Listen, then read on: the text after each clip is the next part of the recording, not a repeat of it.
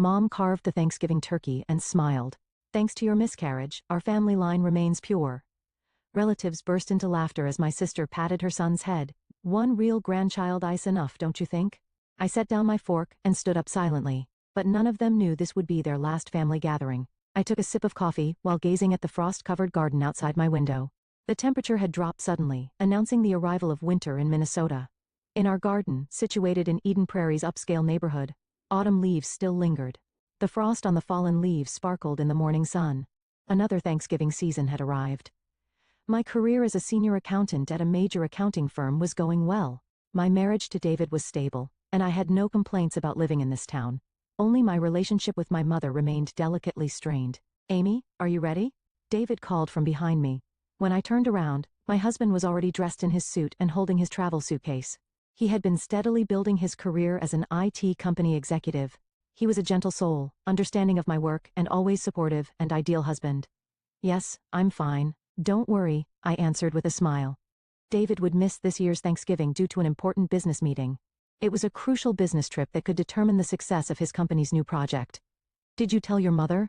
Yes, but she wasn't happy about it. She said, I can't believe you're putting work before Thanksgiving. I mimicked my mother Martha's words. As an influential member of the First Presbyterian Church, she wielded considerable power. She managed the church's charitable activities and social events. Reigning as a central figure in the community, for Mother, Thanksgiving meant more than just a family gathering. It was a perfect opportunity to showcase her perfect family to the local community. Mother often used the phrase, pure bloodline. It was probably her way of expressing pride in being part of a prestigious family that had been rooted in this land for generations. However, that phrase sometimes took on a cruel meaning, especially after what happened 2 years ago. At that time, I had finally become pregnant but suffered a miscarriage. After that, Mother's attitude subtly changed. While she remained outwardly affectionate, there were times when I caught glimpses of what seemed like relief in her expression.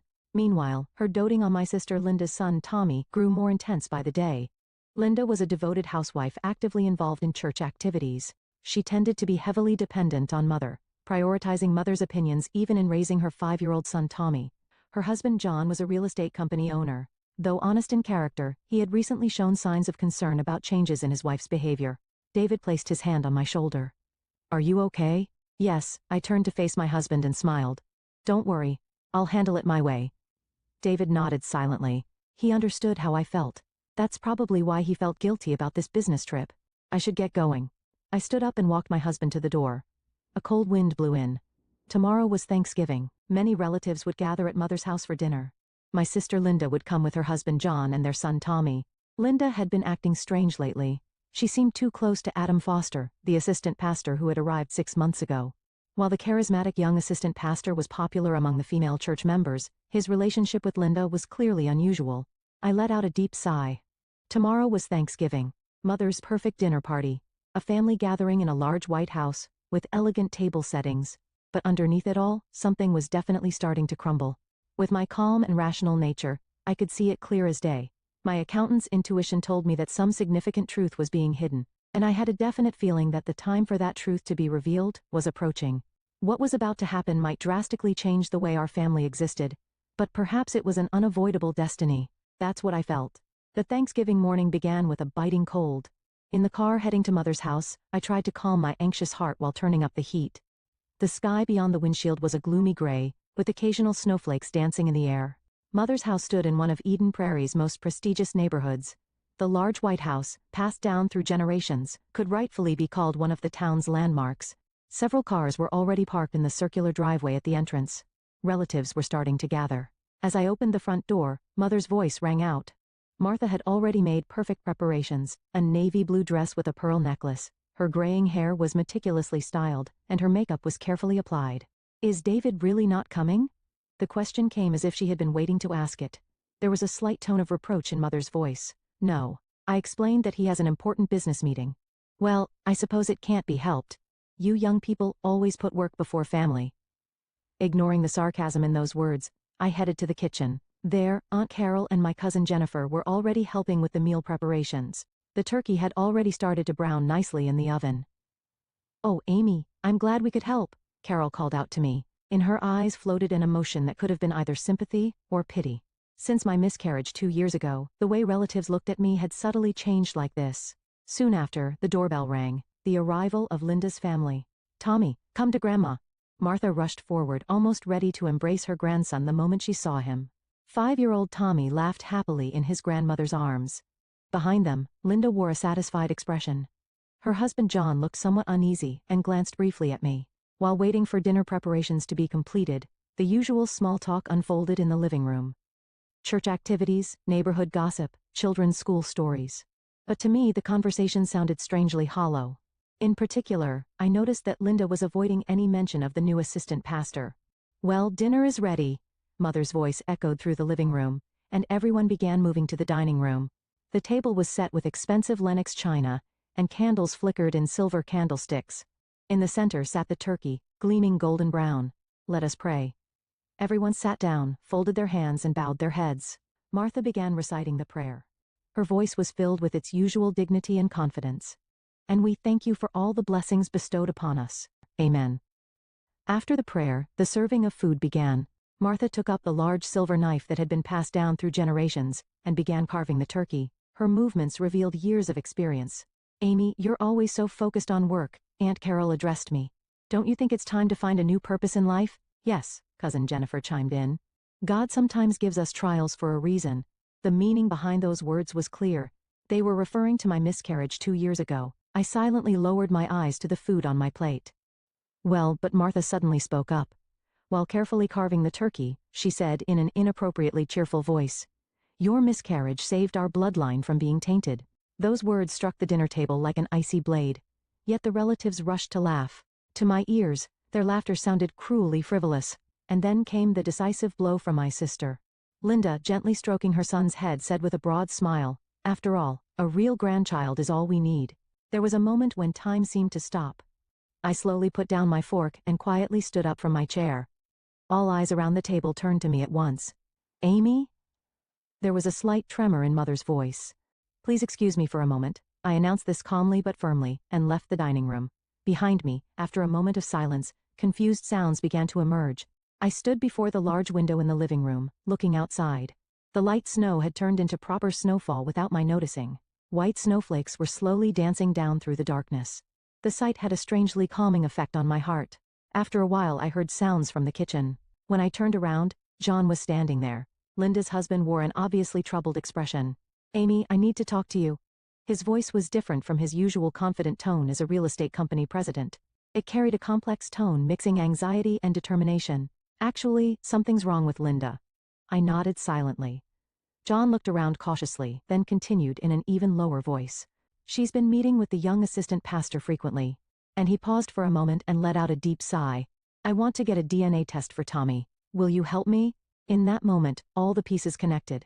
In my mind, vague anxiety transformed into certainty. My accountant's analytical skills had already begun collecting various circumstantial evidence. "I understand," I answered quietly. The truth revealed on this Thanksgiving night would forever change how our family existed. But it was an unavoidable destiny. 3 days after Thanksgiving, I sat in my home office, staring at my computer screen. David was still away on his business trip, and in the silent house, only the sound of typing echoed. I ordered the DNA test kit. An email from John had arrived last night. He said he had purchased a commercial testing kit from Amazon. Modern technology has made tests that were once only possible at specialized institutions available to anyone. However, I had other investigative methods.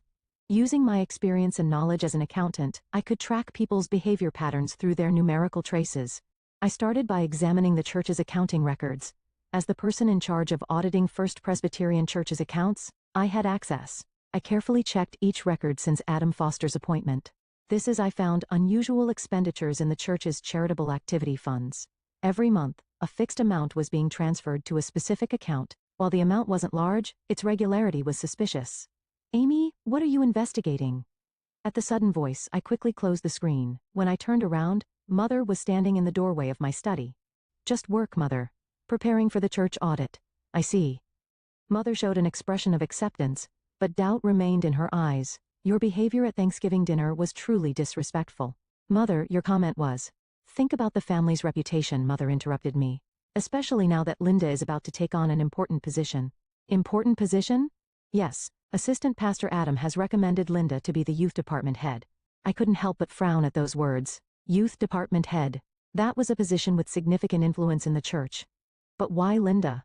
After Mother left, I resumed my investigation, this time, tracking Linda's behavior records. Her credit card usage history, phone records, social media posts. Everything was recorded as digital footprints. Patterns emerged. Every Wednesday afternoon, Linda would go out citing church meetings. However, no meetings were recorded in the church's official schedule for those times. Then I found decisive evidence. Grayson, a modest business hotel in suburban Minneapolis. Linda's credit card had been making regular payments there for the past 6 months. John, I found something. I quietly picked up the phone and contacted my sister's husband. What do you mean? Every Wednesday, Linda has been going to a specific hotel, and part of the payments are coming from the church's charitable funds. On the other end of the line, John let out a heavy sigh. That's not all, I continued. When Tommy was born, there's a high possibility Linda already knew Adam. What do you mean? At that time, Adam was doing a short internship at this church as a seminary student. It's in the church records. Silence fell. That silence was like the calm before a storm. We might not need to wait for the DNA test results. John didn't answer my words. However, I could hear his heavy breathing over the phone. The evidence gathering continued for another week. Using my expertise as an accountant, I discovered one piece of evidence after another supporting Adam and Linda's relationship. Hotel reservation records, restaurant receipts, and most decisively, records of anonymous transfers between them. The flow of funds disguised as church charitable activities. While it was cleverly concealed, it was obvious to a professional's eye. Adam had been using church funds to maintain his relationship with Linda. However, this investigation had an unexpected side effect. While examining the church's accounting records, I also discovered Mother's misconduct. Martha Anderson had been misappropriating church funds for personal use for years. While the amounts were trivial, the fact was serious. With this, I let out a deep sigh. This evidence would be a powerful weapon to keep Mother in check. But whether to use it or not, my heart wavered. The turning point came in an unexpected form. One afternoon, Linda suddenly visited my house. Amy, you're investigating me, aren't you? My sister's voice mixed anger and fear. What are you talking about? Adam told me. Someone's been examining the church's accounting records. I silently stared at my sister. Linda's eyes wavered with anxiety and panic. Please, keep quiet. Her voice suddenly turned pleading. If this comes to light, Mother will, the church will. Tell me honestly, I said quietly but firmly. Tell me everything. And Linda began to talk. Meeting Adam 5 years ago when he was a seminary student, their secret romance, and Tommy's birth. Does Mother know? Linda covered her face with both hands. Yes. But Mother covered everything up. For the family's reputation. At that moment, my cell phone rang. The screen showed a call from the hospital. Hello, Miss Anderson? Your mother has been rushed to emergency. We suspect a stroke. After hanging up the phone, I turned back to Linda. My sister's face had turned pale. When we arrived at the hospital, Mother had already been taken to intensive care. Waiting there were church officials, and Adam Foster was among them. According to the doctor, Mother had suddenly collapsed at church. The cause was shock from receiving an anonymous letter of accusation at the church. That letter detailed Mother's misappropriation and Adam and Linda's relationship. Who? Linda said in a trembling voice. I silently looked out the window. Under the cloudy sky, snow had begun to fall quietly, as if trying to gently wrap all the events that were about to unfold in a white blanket. In the waiting room of Fairview Southdale Hospital, outside the window, snow continued to fall in the deep darkness. From the intensive care unit, the regular sound of machines occasionally leaked through. Her condition is stable. While receiving the doctor's explanation, I tried to maintain my composure. Mother's stroke was fortunately caught early. However, the possibility of after effects couldn't be ruled out. Let's have a family meeting, Linda said in a trembling voice.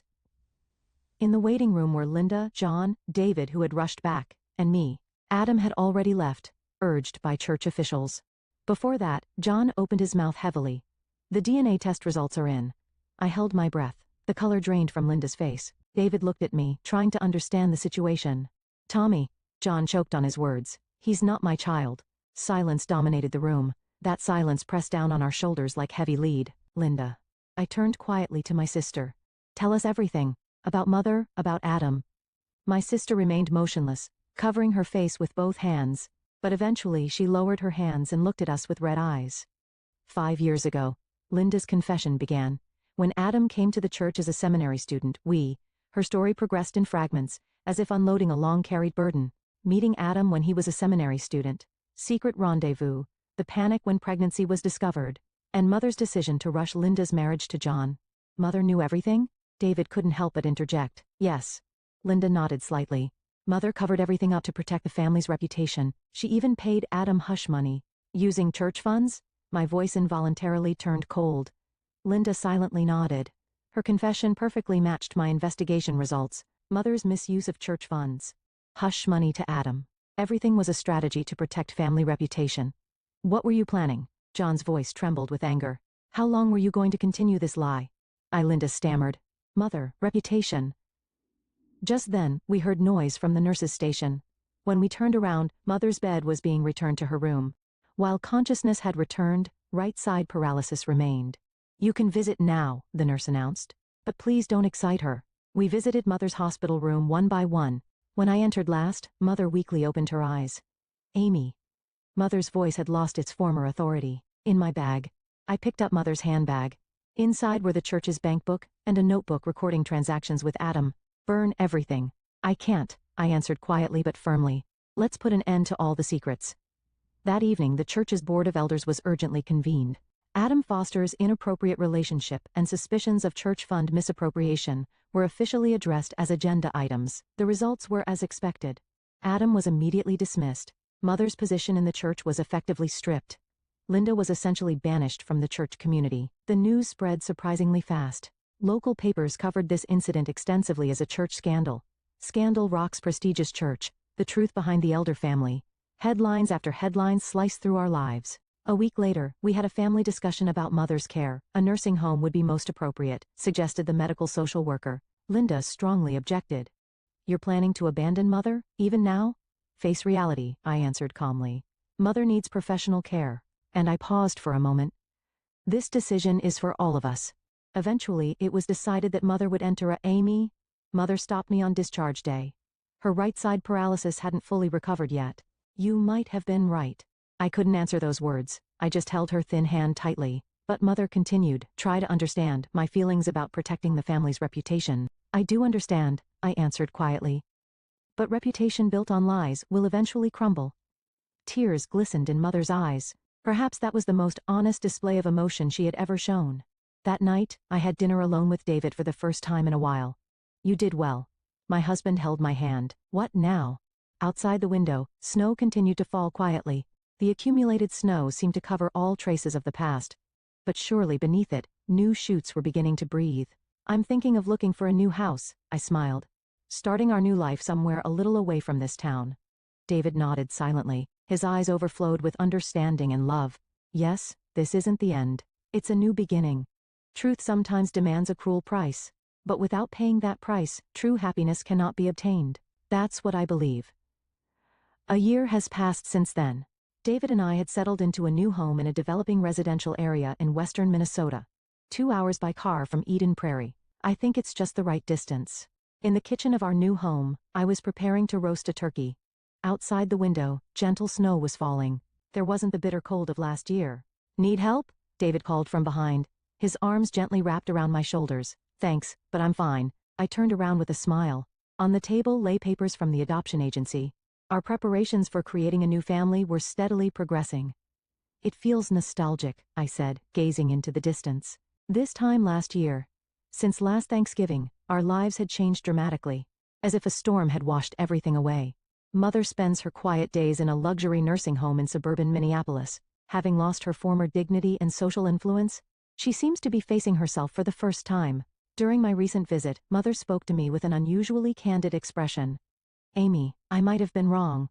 The right side paralysis was gradually improving thanks to rehabilitation. However, the wounds in her heart hadn't healed yet.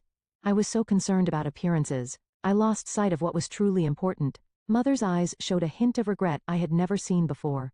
From the nursing home window, you could see the well-maintained garden. The sight of nurses pushing wheelchairs there somehow symbolized Mother's new life. Linda's fall was more dramatic. The divorce was finalized and John gained custody. She can only see Tommy once a month, and even then, under supervision. Her banishment from the church community stripped her of all social foundations.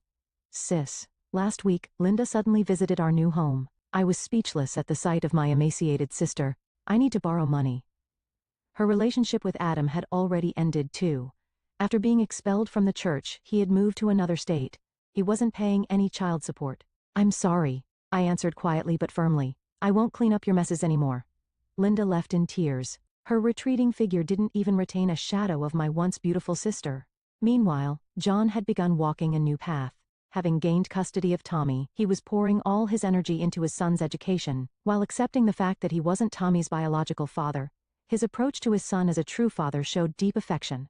"Amy, I can't thank you enough," John said when he recently visited with Tommy. "Thank you for revealing the truth. Tommy is still too young to understand the situation, but he's growing up healthy, surrounded by his father's love. Seeing that is a great comfort to me." The church turmoil was gradually moving toward resolution. A new assistant pastor had been appointed, and the misappropriated funds were being returned bit by bit.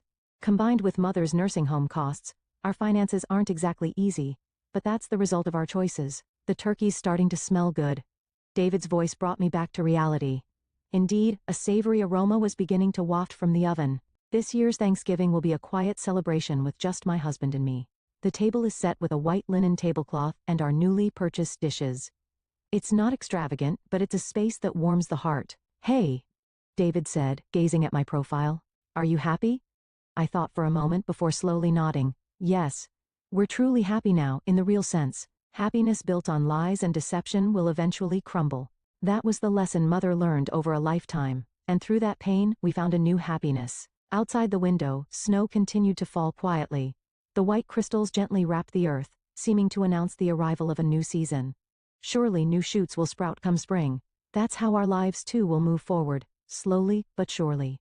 "Oh, by the way," David said, picking up the adoption papers. "Next Thanksgiving, we might be celebrating as a family of 3. I squeezed my husband's hand. "A new form of family. Perhaps that's a genuine bond, unrelated to bloodlines or appearances." "Yes, this is the path we've chosen. This is our new form of life, found by choosing truth and discarding deception." In the oven, the turkey was slowly browning to a perfect golden color. Its aroma suggested not bitter memories like last year, but a future full of hope.